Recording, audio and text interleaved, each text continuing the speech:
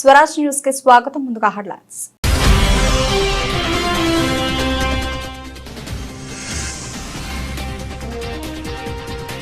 తొమ్మిది నెలల నిరీక్షణకు తెర, భూమిని చేరుకున్న సునీత.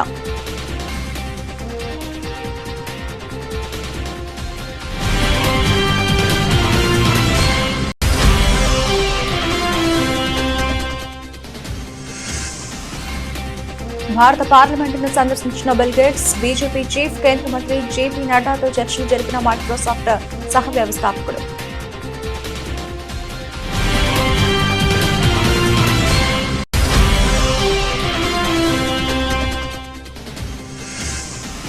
సునీత బుష్వెల్మోర్లను ప్రశంసిస్తూ ప్రధాని మోదీ ట్వీట్. వారి జీవితం ఎంతో మందికి స్ఫూర్తి అని కొనియాడిన ప్రధాని.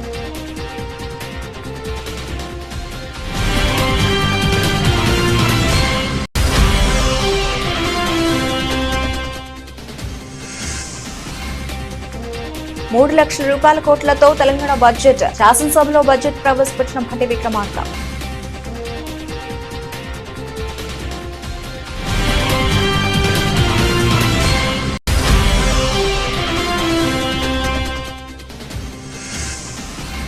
సునీత విలియమ్స్ కే ఏపీ అసెంబ్లీ అభినందనలు. అంతరిక్ష రంగంలో సునీత ప్రదర్శించిన ధైర్య సాహసాలు, పరిశోధనలపై ప్రశంసలు.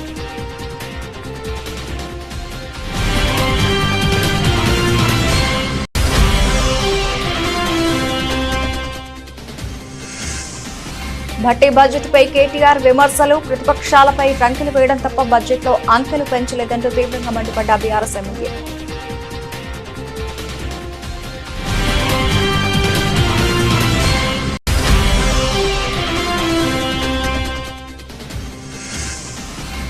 రాయలసీమ ఎత్తిపోతల పథకాన్ని వెంటనే పూర్తి చేయండి, ప్రభుత్వాన్ని డిమాండ్ చేసిన వైఎస్ఆర్సీపీ ప్రధాన కార్యదర్శి గడికోట శ్రీకాంత్ రెడ్డి.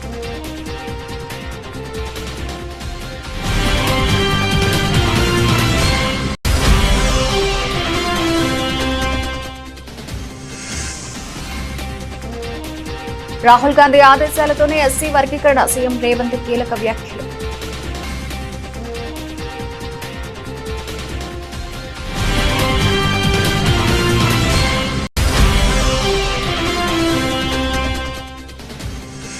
మెగాస్టార్ చిరంజీవికి యూకే పార్లమెంట్ లో గౌరవ సన్మానం.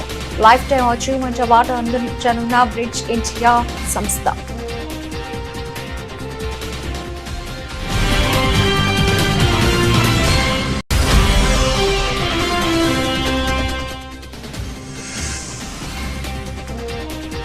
బీసీసీఐ ఫ్యామిలీ రూల్ పై స్పందించిన కపిల్ దేవ్. క్రికెటర్లకు కుటుంబ మద్దతు అవసరమన్న దిగ్గజ సారథి.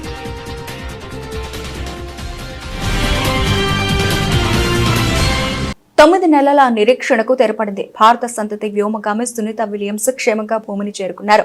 సునీత బుష్వెల్మోర్ మరో ఇద్దరు వ్యోమగాములతో కలిసి అంతర్జాతీయ అంతరిక్ష కేంద్రం నుంచి బయలుదేరిన క్రూ డ్రాగన్ వ్యోమ నౌక ఈ తెల్లవారుజామున 3:27 ఫ్లోరిడా సముద్ర తీరంలో ల్యాండ్ అయింది. గంటకు దాదాపు 27,000 కిలోమీటర్ల వేగంతో భూమి వైపు తీసుకొచ్చిన డ్రాగన్ క్రూ క్యాప్సూల్ క్రమంగా వేగం తగ్గించుకుంటూ వచ్చింది. గంటకు 186 కిలోమీటర్ల వేగానికి చేరుకున్నాక దాని 4 పారాచూట్లు తెరుచుకున్నాయి. ఆ తర్వాత వేగాన్ని మరింత తగ్గించుకుని సముద్ర జలాల్లో ల్యాండ్ అయింది. అప్పటికే అక్కడ బోట్లతో సిద్ధంగా ఉన్న నాసా సిబ్బంది క్యాప్సూల్ ను ఓ బోటు పైకి ఎక్కించి ఒడ్డుకు చేర్చారు. అనంతరం లోపల వ్యోమగాములను బయటకు తీసి హ్యూస్టన్ లోని జాన్సన్ స్పేస్ సెంటర్ కు తరలించారు. అక్కడ వారికి వైద్య పరీక్షలు నిర్వహిస్తారు. అనంతరం వారు భూమి గురుత్వాకర్షణ శక్తికి తిరిగి సర్దుబాటు అయ్యే వరకు నిపుణుల పర్యవేక్షణలో ఉంటారు. కాగా క్రూ డ్రాగన్ వ్యోమనౌక ఐఎస్ఎస్ తో విడిపోవడం దగ్గర నుంచి వ్యోమగాములు భూమికి చేరడం వరకు ఈ మొత్తం కార్యక్రమాన్ని నాసా ప్రత్యక్ష ప్రసారం చేస్తుంది.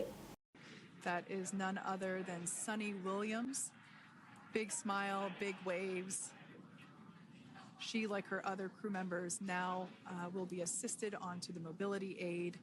మైక్రోసాఫ్ట్ సహ వ్యవస్థాపకుడు బిల్ గేట్స్ ప్రస్తుతం భారత్లో పర్యటిస్తున్న విషయం తెలిసిందే. ఈ సందర్భంగా ఇవాళ భారత పార్లమెంట్ ను ఆయన సందర్శించారు. పార్లమెంట్ మొత్తం కలిగి తిరిగారు. అక్కడ బీజేపీ చీఫ్ కేంద్ర మంత్రి జేపీ నడ్డాతో చర్చలు జరిపారు. ఇందుకు సంబంధించిన వీడియోలు ప్రస్తుతం వైరల్ అవుతున్నాయి. కాగా బిల్ గేట్స్ తన పర్యటనలో భాగంగా ఇప్పటికే కేంద్ర వ్యవసాయ శాఖ మంత్రి శివరాజ్ సింగ్ చౌహాన్ తో సమావేశమైన విషయం తెలిసిందే. వ్యవసాయం, గ్రామీణాభివృద్ధి సహా వివిధ సమస్యలపై చర్చించారు. భారతదేశంలో జరుగుతున్న వ్యవసాయ పరిశోధనలు అద్భుతమైనవి అని బిల్ గేట్స్ చెప్పారు. ఇది ప్రపంచంలోని ఇతర ప్రాంతాలకు కూడా ప్రయోజనం చేకూరుస్తుంది.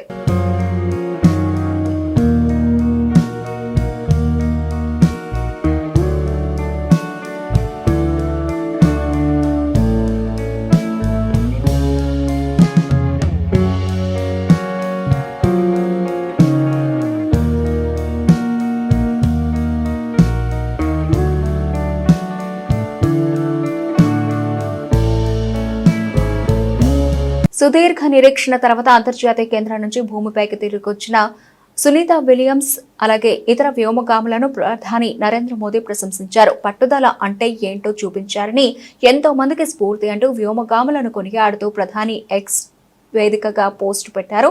తిరిగి స్వాగతం క్రూ9, మిమ్మల్ని భూమి చాలా మిస్ అయింది. సునీత విలియమ్స్ క్రూ9 వ్యోమగాములు మరోసారి పట్టుదల అంటే ఏంటో మనకు చూపించారు. విపత్కర పరిస్థితులను ఎదుర్కొని వారి అచంచలమైన సంకల్పం లక్షలాది మందికి ఎప్పటికీ స్ఫూర్తినిస్తుంది. అంతరిక్ష అన్వేషణ అంటే మానవ సామర్థ్యాన్ని మించి సరిహద్దుల్ని దాటుకుని వెళ్లడం, కలల్ని నిజం చేసుకునే ధైర్యాన్ని కలిగి ఉండడం. సునీత ఒక ఐకాన్. తన కెరీర్ అంతటా స్ఫూర్తిని ప్రదర్శించారు. వారిని సురక్షితంగా తిరిగి తీసుకురావడానికి అవిశ్రాంతంగా కృషి చేసిన వారందరినీ చూసి మేము చాలా గర్వపడుతున్నాం. ఖచ్చితత్వం, అభిరుచి, సాంకేతికత, పట్టుదల కలిస్తే ఏం జరుగుతుందో వారు చూపించారు అని ప్రధాని మోదీ ట్వీట్ చేశారు. 2025-26 ఆర్థిక సంవత్సరానికి గాను రాష్ట్ర వార్షిక బడ్జెట్ ను ఆర్థిక మంత్రి భట్టి విక్రమార్క తెలంగాణ శాసనసభలో ప్రవేశపెట్టారు. మూడోసారి బడ్జెట్ ను ప్రవేశపెడుతున్నారని భట్టి ఈ సందర్భంగా మంత్రి మాట్లాడుతూ ప్రజా ప్రయోజనాల ధ్యేయంగా పారదర్శకత, జవాబుదారీతనంతో ప్రభుత్వం ముందుకు సాగుతోందన్నారు. 2025-26 ఆర్థిక సంవత్సరానికి బడ్జెట్ ను ప్రవేశపెడుతున్నందుకు సంతోషంగా ఉందన్నారు. సంక్షేమం, అభివృద్ధిని సమపాళలో రంగరించి జోడు గుర్రాల తరహాలో సుపరిపాలన రథాన్ని పరుగులు పెట్టించడంతో సఫలీకృతమయ్యామన్నారు. అలాగే అంబేద్కర్ సూచనలు అనుసరిస్తూ ప్రజాపాలన చేస్తున్నామన్నారు. అధికారాన్ని హోదాగా భావించకుండా ప్రజల జీవన స్థితిగతులను మెరుగుపరుస్తున్నామని తెలిపారు. వారి బోనస్ కింద 1,206 కోట్ల రూపాయలు చెల్లించామన్నారు. ధాన్యం కొనుగోళ్లకు 12,511 కోట్ల రూపాయలు చెల్లించినట్లు చెప్పారు. త్వరలో 14,236 అంగన్వాడీ పోస్టుల భర్తీ చేస్తామని ప్రకటించారు. హైదరాబాద్ ను విశ్వనగరంగా తీర్చిదిద్దుతామన్నారు. విద్యా వ్యవస్థను బలోపేతం చేస్తున్నామని చెప్పారు. విద్యార్థులకు నాణ్యమైన ఆహారం అందిస్తున్నామని తెలిపారు. విద్యారంగంలో ఎన్నో మార్పులు తీసుకొచ్చామని, విద్యా వ్యవస్థ బలోపేతానికి యంగ్ ఇండియా స్కిల్ వర్సిటీని తీసుకొస్తామన్నారు. 2024-25 ఆర్థిక సంవత్సరంలో ప్రస్తుత ధరల ప్రకారం రాష్ట్ర తలసరి ఆదాయం 3,79,751 రూపాయలు కాగా వృద్ధి రేటు 9.6%. దేశ తలసరి ఆదాయం 2,05,579 రూపాయలు కాగా వృద్ధి రేటు 8.8%. మేము ప్రవేశపెట్టిన అభయహస్తంలోని ప్రతి అంశం సామాన్య ప్రజల కష్టాలను దృష్టిలో పెట్టుకుని రూపుదిద్దుకున్నవే. ఒక నిరుపేద తన రోజువారీ జీవితంలో ఏ కనీస సదుపాయాలు ఉండాలని కోరుకుంటాడో వాటినన్నింటినీ అభయహస్తంలో భాగంగా చేర్చడం జరిగింది.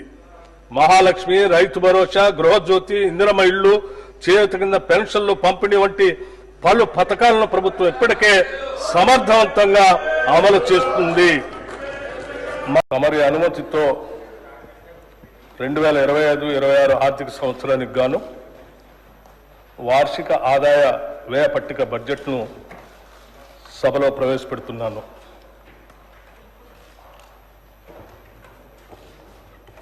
గౌరవ అధ్యక్ష, ప్రజా ప్రయోజనాలే ధ్యేయంగా పారదర్శకత మరియు జవాబుదారీతనంతో సాగుతున్న మా ప్రభుత్వం 2025-26 ఆర్థిక సంవత్సరానికి బడ్జెట్ ప్రవేశపెడుతున్నందుకు సంతోషంగా ఉంది.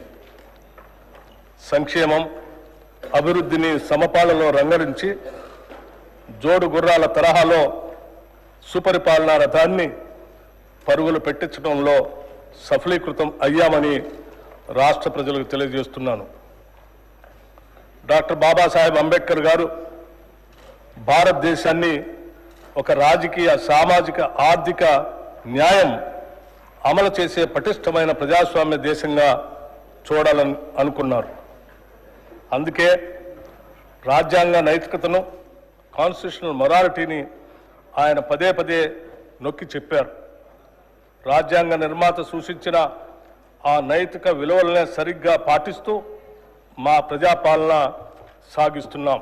9 నెలల సుదీర్ఘ నిరీక్షణ తర్వాత అంతరిక్షం నుంచి భూమి మీదకు చేరుకున్న భారత సంతతి వ్యోమగామి సునీత విలియమ్స్ మరో వ్యోమగామి బుచ్ విల్మోర్లకు ఏపీ అసెంబ్లీ అభినందనలు తెలిపింది. ఇద్దరు వ్యోమగాములు పుడమికి సురక్షితంగా చేరుకోవడం ఆనందదాయకమని స్పీకర్ అయ్యన్న పాత్రుడు అన్నారు. వ్యోమగాముల జీవితం మానవాళికి స్ఫూర్తిదాయకమని ప్రశంసించారు. అంతరిక్ష రంగంలో సునీత ప్రదర్శించిన ధైర్య సాహసాలు, ఆమె పరిశోధనలు ప్రశంసనీయమన్నారు. కాగా 9 నెలల పాటు అంతరిక్షంలో చిక్కుకుపోయిన సునీతతో పాటు మరో 3 భూమికి బయలుదేరిన స్పేస్ ఎక్స్ క్రూ డ్రాగన్ బుధవారం తెల్లవారుజామున 3:27 ఫ్లోరిడా సముద్ర తీరంలో సురక్షితంగా ల్యాండ్ అయిన విషయం తెలిసిందే. ఈరోజు ముందుగానే ఒక ప్రకటన అండి. గౌరవ సభ్యులారా, ఇదొక శుభదినం. భారతీయ సంతతికి చెందినటువంటి అభిగామి సునీత విలియమ్స్ గారు ఈ తెల్లవారుజామున భూమిపైకి సురక్షితంగా తిరిగి వచ్చారు. సహా ఆమెగామి యారీ యూజిన్ విల్మోర్తో కలిసి అంతర్జాతీయ అంతరిక్ష కేంద్రానికి గత జూన్లో చేరుకున్న సంగతి మనకు తెలుసు. సునీత విలియమ్స్ గారు అంతరిక్షంలో 286 రోజులు సుదీర్ఘ కాలం గడిపారు. సునీత విలియమ్స్ గారు ఇది 3వ అంతరిక్ష యాత్ర. ఆమె మొత్తం 608 రోజులు అంతరిక్షంలోనే గడిపిన సంగతి మీ అందరికీ తెలుసు. ఈ వ్యోమగాముల జీవనయానం యావత్తు మానవాళికి స్ఫూర్తిదాయకం. వారి శాస్త్రీయ పరిశోధన పట్ల వారికి ఉన్న ఆసక్తి, పట్టుదల, అత్యంత క్లిష్ట పరిస్థితుల్లో ప్రాణాలను సైతం పణంగా పెట్టేందుకు సిద్ధపడే ధైర్య సాహసాలు మానవాళి నిరంతర ప్రగతికి సోపానాలు అవుతాయని సునీత విలియమ్స్ గారు యారీ విలియమ్స్ గారు ఈ శుభ సందర్భమున నా తరపున ఈ సభ తరపున స్వాగతం, అభినందనలు, శుభాకాంక్షలు తెలియజేస్తున్నాను. తెలంగాణ బడ్జెట్ 2025పై బీఆర్ఎస్ వర్కింగ్ ప్రెసిడెంట్ కేటీఆర్ తీవ్ర విమర్శలు గుప్పించారు. ఇది పేద ప్రజలు కష్టాలు తీర్చే బడ్జెట్ కాదని, ఢిల్లీకి మూటలు పంపే బడ్జెట్ అంటూ ఆరోపించారు. తొండ ముదిరితే ఊసరవెల్లి అవుతుందని, ఊసరవెల్లి ముదిరితే సీఎం రేవంత్ రెడ్డి అవుతారని కేటీఆర్ ఎద్దేవా చేశారు. కాంగ్రెస్ సర్కారు అందమే చక్కగా లేదని, కానీ అందాల పోటీలు పెట్టేందుకు సిద్ధమవుతోందంటూ మండిపడ్డారు.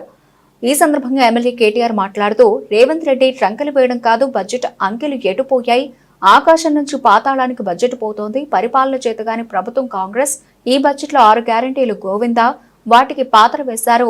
మహిళలు, వృద్ధులకు ఇచ్చిన హామీలను బడ్జెట్లో ప్రస్తావించలేదు. తులం బంగారానికి దిక్కులేదు. చేనేతకు బీఆర్ఎస్ హయాంలో 1200 కోట్ల రూపాయలు కేటాయించాం. కానీ ఇవాళ చేనేత కార్మికులను 300 కోట్ల రూపాయలు పరిమితం చేశారు. కరోనా కంటే డేంజర్ కాంగ్రెస్ ప్రభుత్వం. ఇది తెలంగాణ ప్రజల బడ్జెట్ కాదు, తెలంగాణ కాంగ్రెస్ వికాస్ బడ్జెట్. తెలంగాణలో కాంగ్రెస్ అధికారంలో ఉంటే కరెంటు ఉండదు. ప్రజల సొత్తును కాంగ్రెస్ కార్యకర్తలకు పంచితే ఊరుకోం. వారికి 6000 కోట్ల రూపాయలు పప్పు బెల్లం మాదిరి పంచి పెడుతున్నారు. తెలంగాణలో పంటలు ఎండుతుంటే హైదరాబాద్ లో అందాల పోటీలు అవసరమా అని ప్రశ్నించారు. 2025-26 సంవత్సరానికి సంబంధించిన రాష్ట్ర బడ్జెట్ ను ప్రభుత్వం ప్రవేశపెట్టిందని చెప్పి ఈ రోజు రాష్ట్రంలోని పేదలు, రాష్ట్రంలోని రైతులు, రాష్ట్ర వ్యాప్తంగా ఉండే మా ఆడబిడ్డలు అందరూ కూడా ఎదురు చూస్తా ఉన్నారు. కానీ ఒక్క మాటలో చెప్పాలి అంటే ఈరోజు రాష్ట్ర బడ్జెట్ బట్టి విక్రమార్క గారి సుదీర్ఘ ఉపన్యాసం, గంటన్నర ఉపన్యాసం తర్వాత మాకు అర్థమైంది ఏంటి అంటే 6 గ్యారంటీలు గోవిందా గోవిందా అని అర్థమైంది. 6 గ్యారంటీలు మర్చిపోయినారు, తిలోదకాలు ఇచ్చినారు.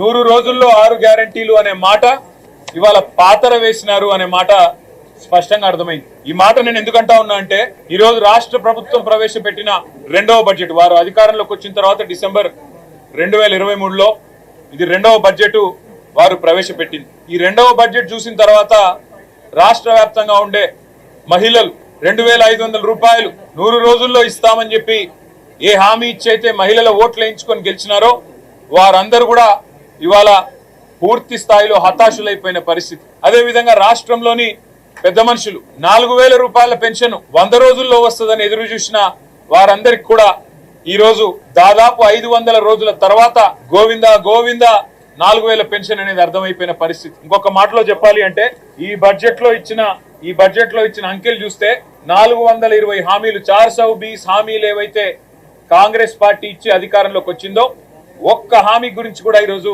ప్రస్తావించలేదు. 6 గ్యారంటీలు 100 రోజులు అని సొల్లు పురాణం చెప్పి అఫిడవిట్లు రాసి ఇదే బట్టి విక్రమార్క గారు అఫిడవిట్ ను తీసుకుపోయి దేవుని ముంగట పెట్టి ఆ అఫిడవిట్ మాకు భగవద్గీతతో సమానం అని బిల్డప్లు ఇచ్చి ఓట్లు వేయించుకొని అబద్ధాలతో ఏదైతే గెలిచొచ్చినారో ఇవాళ దానికి పాతర వేసినారు. 40% సమయం ఈ బడ్జెట్తో ఒడిసిపోయింది. 40% ఎందుకంటున్నా అంటే ఏ ప్రభుత్వానికైనా 5 సంవత్సరాల పదవీ కాలం ఉంటుంది, 5 బడ్జెట్లు ప్రవేశపెట్టే అవకాశం ఉంటుంది. కాకపోతే ఆఖరి బడ్జెట్ ఎన్నికల సంవత్సరం బడ్జెట్ కాబట్టి పూర్తిగా అమలు కాదు.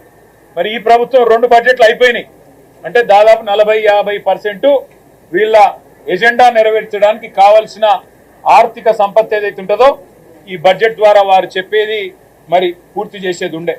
కానీ ఒక్కటంటే ఒక్క హామీ, తులం బంగారం దిక్కులేదు, నెలకు 2500 మహాలక్ష్మి దిక్కులేదు, అదేవిధంగా నెలకు 4000 రూపాయలు ఇస్తానన్న మాటకు ఇవాళ పాత్ర వేసినారు. సీఎం చంద్రబాబు కొన్ని ప్రాంతాలపై వివక్ష చూపుతున్నారని వైఎస్ఆర్సీపీ ప్రధాన కార్యదర్శి గడికోట శ్రీకాంత్ రెడ్డి ఆరోపించారు. ఇది మంచి పద్ధతి కాదని అన్నారు. రాయలసీమ ఎత్తిపోతల పథకం రాయలసీమ ప్రాంత ప్రజల ఆత్మగౌరవం, దాన్ని వెంటనే పూర్తి చేయాలని డిమాండ్ చేశారు. ఢిల్లీలో మాట్లాడి పర్యావరణ అనుమతులను వెంటనే తీసుకురావాలని విజ్ఞప్తి చేశారు. డాక్టర్ వైఎస్ఆర్ అన్ని ప్రాంతాల్లోనూ సమానంగా చూస్తూ సాగునీటి ప్రాజెక్టులను తెచ్చారని, జలయజ్ఞం పేరుతో అన్ని ప్రాంతాల్లోనూ ప్రాజెక్టులకు శ్రీకారం చుట్టారని గుర్తు చేశారు. వైఎస్ జగన్ కూడా అదే ఆలోచనతో ఉత్తరాంధ్రను సైతం అభివృద్ధి చేశారని శ్రీకాంత్ రెడ్డి చెప్పుకొచ్చారు. కొన్ని ప్రాంతాలపైన విపక్ష చూపించడం, కక్షపూరితంగా వ్యవహరించడం, ఆ ప్రాంతాల మేలు కోరుకునే దానికన్నా నష్టం చేయాలన్నటువంటి ఆలోచన చేయటం మంచి పరిణామం కాదు అని చెప్పి ఇప్పుడున్నటువంటి ప్రభుత్వాన్ని విన్నమిస్తూ, తరతరాలుగా చరిత్రలో ఎప్పుడు మాట్లాడుకునేటువంటి వాళ్ళు ఉత్తరాంధ్రలో ఫ్లోరైడ్ బాధితులు, కిడ్నీ బాధితులు, రాయలసీమలో కరువు బాధితులు, కరువు ప్రాంతము, వలసలు ఉన్నాయన్నటువంటి మాటలు చరిత్రలో ఎప్పటి నుంచి వింటూనే వస్తున్నాం. దానికి ఫుల్ స్టాప్ పెట్టాలనే ఉద్దేశంతోనే గౌరవనీయులు డాక్టర్ వైఎస్ రాజశేఖర రెడ్డి గారు జలయజ్ఞం తలపెట్టి ఈరోజు ఉత్తరాంధ్రలో ప్రాజెక్టులు అయితేనేమి, పోలవరం ప్రాజెక్టు అయితేనేమి, అనేకమైన ప్రాజెక్టులు రాయలసీమలో అయితేనేమి, అనేకమైన ప్రాజెక్టులు పల్నాడు ప్రాంతాలలో అయితేనేమి ఆయన హయాంలో దాదాపుగా కొలిక్కొచ్చాయి. పూర్తి కావడానికి కూడా చాలా ప్రాజెక్టులు పూర్తి అయ్యే పరిస్థితి కూడా వచ్చాయి.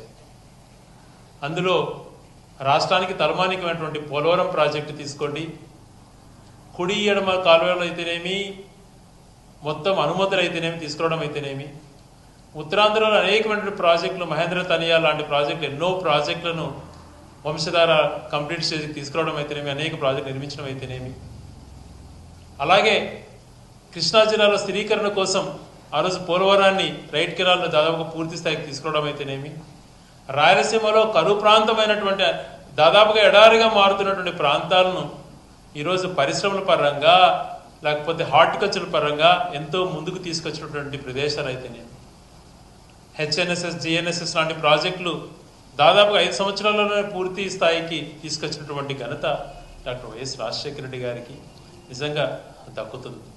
అన్ని ప్రాంతాలను సమానంగా చూస్తూ అప్పుడు ఉమ్మడి రాష్ట్రంగా ఉన్నా కూడా తెలంగాణ ప్రాంతాన్ని కూడా అనేక రకాలుగా దేవాదుల ప్రాజెక్ట్ అయితేనేమి, నెట్టెంపాడు, భీమా, కోయల్ సాగర్, ఆ రోజు ప్రారంభించినటువంటి ప్రాణహిత చేవల లాంటి ప్రాజెక్టులు ఆ ప్రాంతాలకైతేనేమి అన్ని ప్రాంతాలను సమానంగా చూసి అన్ని ప్రాంతాల్లో ప్రాజెక్టులు నీరు అంటుండేది చాలా ముఖ్యం, కరువును ప్రాదోలాలనే ఉద్దేశంతో ఆ రోజు సంకల్పించాడు.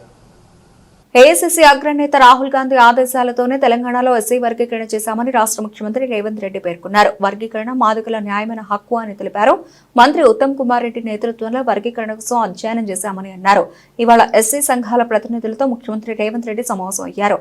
ఈ సందర్భంగా సీఎం రేవంత్ రెడ్డి మాట్లాడారు. ఎస్సీ వర్గీకరణ చేసినందుకు కాంగ్రెస్ రాహుల్ గాంధీలను మాదిగలు అభినందించాలని చెప్పారు. అలాగే భవిష్యత్తులో న్యాయపరమైన చిక్కులు రాకుండా 1 మెన్ కమిషన్ వేశామని గుర్తు చేశారు. 199 పేజీలతో ఓ నివేదికను కమిషన్ ఇచ్చిందని అన్నారు. ఎస్సీలను 3 గ్రూపులుగా విభజించారని తెలిపారు. వర్గీకరణ ఎవరికి వ్యతిరేకం కాదు, మాదిగలకు జరిగిన అన్యాయాన్ని సరిదిద్దడమని ముఖ్యమంత్రి రేవంత్ రెడ్డి తెలిపారు. మంచిగా కోచింగ్ సెంటర్లకు పంపించుర్రి, ప్రిపేర్ చేయండి, పాస్ చేయించుండ్రి, వాళ్ళకి ఎడ్యుకేషన్కి ఏం కావాలనో వాళ్ళ కోచింగ్లకు ఏం కావాలనో కూడా ఫర్దర్గా చేద్దాం. ఎందుకంటే ఇప్పుడు వరుసగా నోటిఫికేషన్లు వస్తాయి. ఈ నోటిఫికేషన్లలో పిల్లలు సెలెక్ట్ కాకపోతే మనం ఇచ్చిన ప్రయత్నం అంత ఏంది? బ్యాక్లాగ్ పోస్టులు ఎందుకు ఉండాలి? పిల్లల్ని చదివించురు, వాళ్ళ చదువులకు కావాల్సిన, వాళ్ళ కోచింగ్లకు కావాల్సిన ఏమున్నాయి, ఫారెన్ పంపించడానికి స్కాలర్షిప్లు ఉన్నాయి, అన్నీ ఇస్తా. పిల్లల్ని పంపించురు, బయటికి పంపించరు. ఎంతసేపు మన ఊర్లోనే మనం ఉండి, మన ఇళ్ళలోనే మనం ఉండి, మన దగ్గరనే ఉండి, ఇక్కడనే మనం ఇందులోనే ఇది చేయకంటే కొంతమంది చదువుకున్న వాళ్ళు చిన్న బయటకు పోతుంటే వాడు పెద్దోడు అవుతాడు, ఎదుగుతాడు. సమాజానికి ఉపయోగపడతాడు. వాడిని చూసి ఇంకో నలుగురు తయారవుతారు. అరే మావాడు అమెరికాకు పోయి మేము కూడా పోతీది ఉంటాం, వాడు పోయినోడు నలుగురిని తీసుకుపోతాడు. ఒకరు పోయినరా అనుకో, నలుగురు తనకు తెలిసిన వాళ్ళే తీసుకుపోతాడు కదా. అట్లనే మన దాంట్లో కూడా ఎవరైనా పోయేది ఉంటే కొంచెం భుజం దట్టూరి చేయరి, ఏ పని ఉన్నా వచ్చి టాలీవుడ్ మెగాస్టార్ చిరంజీవికి బ్రిటన్ పార్లమెంట్ లో గౌరవ సత్కారం జరగనుంది. 4.5 దశాబ్దాలుగా సినిమాల ద్వారా కళారంగానికి, సమాజానికి చేసిన సేవలకు గాను బ్రిటన్ కు చెందిన అధికార labour party MP Navendu Mishra చిరంజీవిని ఇతర ఎంపీల సమక్షంలో మార్చి 19న సన్మానించనున్నారు. సోజన్ జోసెఫ్, బాబ్ బ్లాక్మన్ సహా ఇతర పార్లమెంట్ సభ్యులు ఈ కార్యక్రమానికి హాజరు కానున్నారు. అదే వేదికపై బ్రిడ్జ్ ఇండియా సంస్థ సినిమా మరియు ప్రజాసేవ దాతృత్వానికి చిరంజీవి చేసిన కృషిని గుర్తించి కల్చరల్ లీడర్షిప్ ద్వారా ప్రజాసేవలో ఎక్సలెన్స్ కోసం జీవిత సాఫల్య పురస్కారం ప్రదానం చేయనుంది. బ్రిడ్జ్ ఇండియా సంస్థ యూకేలో ఒక ప్రముఖ సంస్థ. ఇది పబ్లిక్ పాలసీ రూపకల్పనలో కృషి చేస్తుంది, పనిచేస్తుంది. అలాగే వివిధ రంగాల్లోని వ్యక్తులు సాధించిన విజయాలు, వారు తమ చుట్టూ ఉన్న సమాజంపై చూపించిన ప్రభావం మరింత విస్తృతం కావాలనే ఉద్దేశంతో వారిని సత్కరిస్తూ ఉంటుంది. బ్రిడ్జ్ ఇండియా సంస్థ లైఫ్ టైం అచీవ్మెంట్ అవార్డును తొలిసారిగా అందజేస్తోంది. దాన్ని చిరంజీవి గారు అందుకోనుండడం విశేషం. ఇది ఆయన కీర్తి కిరీటంలో మరో కలికితరాయిగా నిలుస్తుంది. యూకేకి చెందిన పార్లమెంటు సభ్యులు బ్రిడ్జ్ ఇండియా వంటి ప్రఖ్యాత సంస్థ అంతర్జాతీయ వేదికపై చిరంజీవిని సన్మానించడం, ఆయనకు లైఫ్ టైం అచీవ్మెంట్ అవార్డు ఇవ్వడం అనేది ప్రత్యేకమైన సందర్భం. భారతదేశంలోని ప్రముఖ పుణ్యక్షేత్రాల్లో ఒకటైన కేరళలోని శబరిమల అయ్యప్ప స్వామిని మలయాళ స్టార్ నటుడు మోహన్ లాల్ దర్శించుకున్నారు. మాల ధరించిన లలిత్ ఇరుముడి కట్టుకుని కాలినడకలో అయ్యప్ప దర్శనానికి వచ్చారు. ఆలయానికి చేరుకున్న మోహన్ లాల్ 18 మెట్లెక్కి ఆ మణికంఠుడిని దర్శించుకున్నారు. ఇక మోహన్ లాల్ రాకతో ఆలయ అధికారులు ఆయనకి ఘన స్వాగతం పలికారు. అనంతరం ప్రత్యేక పూజలు నిర్వహించి తీర్థ ప్రసాదాలు అందజేశారు. కాగా ఇందుకు సంబంధించిన ఫోటోలు, వీడియోలు ప్రస్తుతం వైరల్ గా మారాయి. మోహన్ లాల్ ప్రధాన పాత్రలో నటిస్తున్న తాజా చిత్రం L2 ఎంపురాన్ మలయాళంలో 2019లో విడుదలైన సూపర్ హిట్ అందుకున్న సినిమాకి ఈ చిత్రం సీక్వెల్ గా వస్తోంది. నటుడు పృథ్వీరాజ్ సుకుమారన్ ఈ సినిమాకు దర్శకత్వం వహిస్తూ ఉండగా మంజు వారియర్, టోవినో థామస్ కీలక పాత్రల్లో నటిస్తున్నారు. ఈ సినిమా మార్చి 27న ప్రేక్షకుల ముందుకు రానుంది. అయితే ఈ సినిమా హిట్ అవ్వాలని కోరుకుంటూ మోహన్ లాల్ అయ్యప్ప దర్శనం చేసుకున్నట్లు తెలుస్తోంది.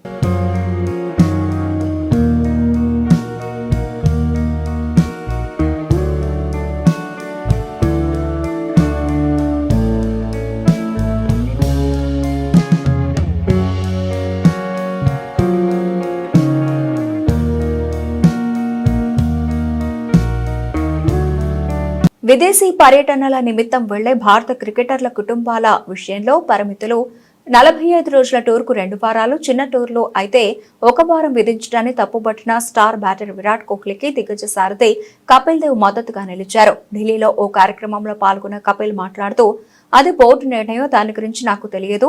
నా అభిప్రాయం ప్రకారం అయితే క్రికెటర్లకు కుటుంబ మద్దతు అవసరం. దానికంటే ముందు మీకు జట్టు ముఖ్యం. మా కాలంలో అయితే విదేశీ పర్యటనలో మొదట కొన్ని రోజులు పూర్తిగా ఆట మీద దృష్టి సారించి తర్వాత కుటుంబాలను తీసుకెళ్తామని బోర్డుకు చెప్పేవాళ్ళం అని తెలిపారు. Well, I don't know, that's individual. I think that's a cricket board's call. Mine is, yes, you need a family, but yes, you need a team also all the time with them. In our time, we used to say to ourselves, not by cricket board, ki the first half let we play cricket, second half the families should come there and enjoy too.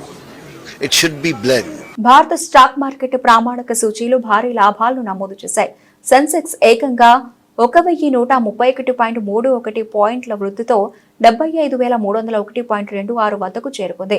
Nifty 325.55 పాయింట్లు బలపడి 22,834.30 వద్ద స్థిరపడితే Russia Ukraine యుద్ధానికి తెరపడనుందన్న అంచనాలు, fed రేట్ల తగ్గింపు ఆశలు, America, చైనాలో retail విక్రయాల తాజా గణాంకాలు అత్యంత సానుకూలంగా ఉండడంతో అంతర్జాతీయ మార్కెట్లో ట్రేడింగ్ ట్రెండ్ బుల్ష్ గా మారింది. దాంతో విదేశీ మదుపర్లు జోరుగా కొనుగోళ్లకు పాల్పడడం సూచీల ర్యాలీకి ప్రధానంగా దోహదపడితే ముడి చమురు సెగలు కాస్త తగ్గడంతో పాటు డాలర్ సూచీ బలహీనపడడం కూడా మార్కెట్లకు కలిసి వచ్చింది.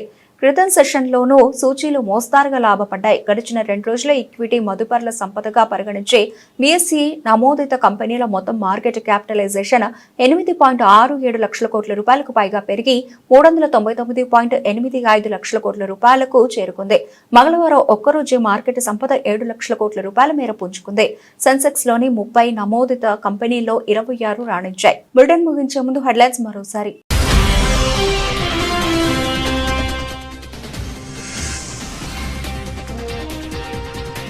9 నెలల నిరీక్షణకు తెర, భూమిని చేరుకున్న సునీత.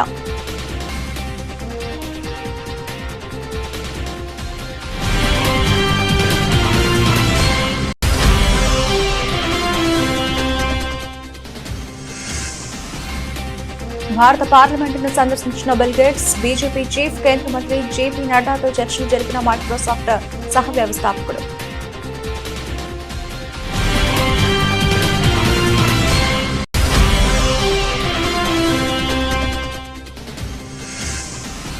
సునీత బుజ్విల్ మోర్లను ప్రశంసిస్తూ ప్రధాని మోదీ ట్వీట్, వారి జీవితం ఎంతో మందికి స్ఫూర్తి అని కొనియాడిన ప్రధాని.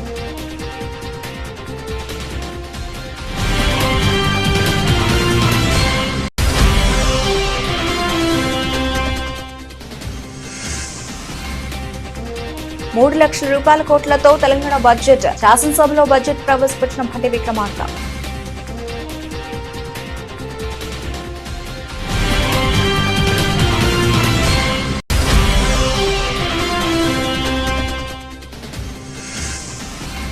సునీత విలియమ్స్ కే ఏపీ అసెంబ్లీ అభినందనలు. అంతరిక్ష రంగంలో సునీత ప్రదర్శించిన ధైర్య సాహసాలు, పరిశోధనలపై ప్రశంసలు.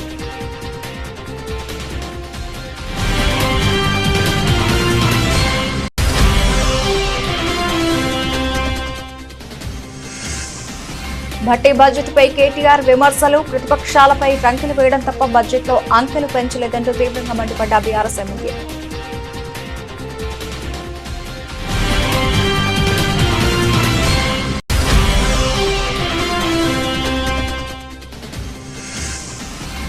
రాయలసీమ ఎత్తిపోతల పథకాన్ని వెంటనే పూర్తి చేయండి, ప్రభుత్వాన్ని డిమాండ్ చేసిన వైఎస్ఆర్సీపీ ప్రధాన కార్యదర్శి గడికోట శ్రీకాంత్ రెడ్డి.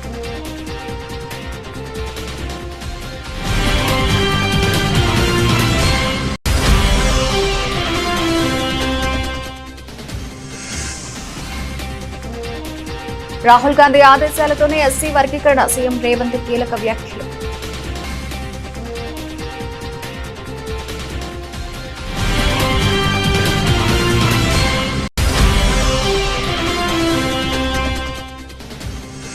మెగాస్టార్ చిరంజీవికి యూకే పార్లమెంట్ లో గౌరవ సన్మానం, లైఫ్ టైం అచీవ్మెంట్ అవార్డు అందించనున్న బ్రిడ్జ్ ఇండియా సంస్థ.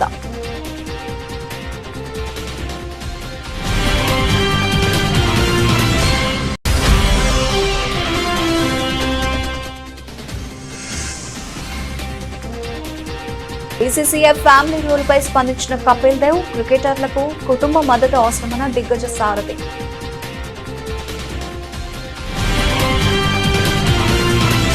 ఇవి ఇప్పుడు వరకు అప్డేట్స్. మరిన్ని అప్డేట్స్ తో మళ్ళీ కలుద్దాం. అంతవరకు సెలవు, నమస్తే.